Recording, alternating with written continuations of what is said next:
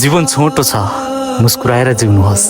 फर्केर यादहरू मात्रै आउँछन्, समय होइन।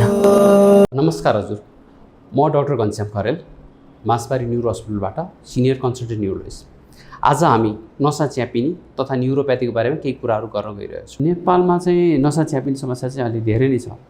कतिपय बिरामीहरू चाहिँ नसा च्याप्यो भनेर चाहिँ कहिले लोकल्ली देखाउनुहुन्छ, कहिले चाहिँ प्यारामेडिक्स डाक्टर साहबहरूलाई देखाउनुहुन्छ, कहिले चाहिँ वैद्यहरूलाई यताउति देखाउनुहुन्छ। सबैभन्दा पहिला बिरामीको हामी लक्षणलाई हामी हेर्छौँ। बिरामीको लक्षण अनुसारले हामीले चाहिँ बिरामीको चाहिँ ट्याली गर्छौँ।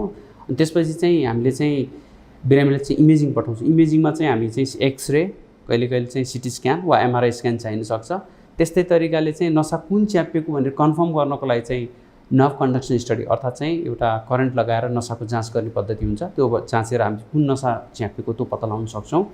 त्यस्तै तरिकाले कहिले कहिले चाहिँ कुनै कुनै कन्डिसनमा चाहिँ रगतको स्पेसल टेस्टहरू चाहिन सक्छ। त्यो यी रगतको जाँच, एक्सरे, इमेजिङबाट र नसाको यो नर्भ कन्डक्सन स्टडीबाट चाहिँ हामीले पत्ता लगाउन सक्छौँ। उपचारको विधिमा कुरा गर्दाखेरि चाहिँ दुई प्रकारको पद्धति हुन्छ। एउटा मेडिकल म्यानेजमेन्ट र अर्को सर्जिकल म्यानेजमेन्ट हुन्छ। मेडिकल म्यानेजमेन्टमा चाहिँ बिरामीको कन्डिसन अनुसारले चाहिँ बिरामीलाई चाहिँ पहिला औषधिहरू दिइन्छ। बिरामीहरूलाई चाहिँ फिजियोथेरापी व्यायामहरू सिकाइन्छ। फिजियोथेरापी र औषधि खाएर चाहिँ बिरामीहरू चाहिँ बिस्तारै बिस्तारै राम्रो पनि हुन्छन्। बिरामीलाई चाहिँ औषधि चाहिँ हप्ता दिनदेखि 4 हप्ता आसपास या त्योभन्दा बढी पनि खानुपर्ने हुन्छ। युजली पेन किलर खानुपर्ने हुन्छ। पेन किलर खाँदाखेरि चाहिँ हप्ता 2 हप्ता आसपासभन्दा बढी हुँदैन।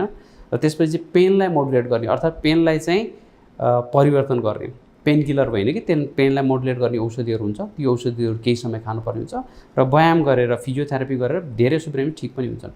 र मेडिकल म्यानेजमेन्टले ठिक नभएको बिरामीहरूलाई चाहिँ सर्जिकल ट्रिटमेन्ट चाहिन सक्छ। सर्जिकल ट्रिटमेन्ट चाहिने बिरामीहरू चाहिँ जसलाई चाहिँ बारम्बार लामो समयसम्म औषधि खानुपर्ने, पेन किलर खाइराख्नु पर्ने होइन, दुखाइ चाहिँ राम्रोसँगले कन्ट्रोल नहुने कन्डिसनहरू छ भने त्यस्तो कन्डिसनमा चाहिँ हामीले चाहिँ सर्जिकल ट्रिटमेन्टमा जानुपर्ने हुन्छ। सर्जिकल ट्रिटमेन्टमा चाहिँ एउटा चाहिँ इन्जेक्सन हुन्छ, एपिड्युरल इन्जेक्सन भन्ने हुन्छ। स्पेसली मैले कुरा गर्दाखेरि ब्याक पेन र यो गर्दन पछाडिको दुखाइको लागि कुरा गर्दैछु। त्यस्तो कन्डिसनमा चाहिँ हामी इन्जेक्सन, एपिड्युरल इन्जेक्सन दिन्छौँ। एपिड्युरल इन्जेक्सनले चाहिँ बिरामीलाई लामो समयसम्म कम्फर्टेबल बनाउँछ, सजिलो बनाउँछ। र बिरामी जसलाई चाहिँ त्यो इन्जेक्सनबाट उपचार सम्भव नभएमा वा इन्जेक्सनबाट चाहिँ बिरामीलाई सजिलो नभएमा चाहिँ त्यस्तो कन्डिसनमा चाहिँ बिरामीलाई चाहिँ सर्जरी चाहिन सक्छ। जीवन छोटो छ, मुस्कुराएर जिउनुहोस्। फर्केर यादहरू मात्रै आउँछन्, समय होइन।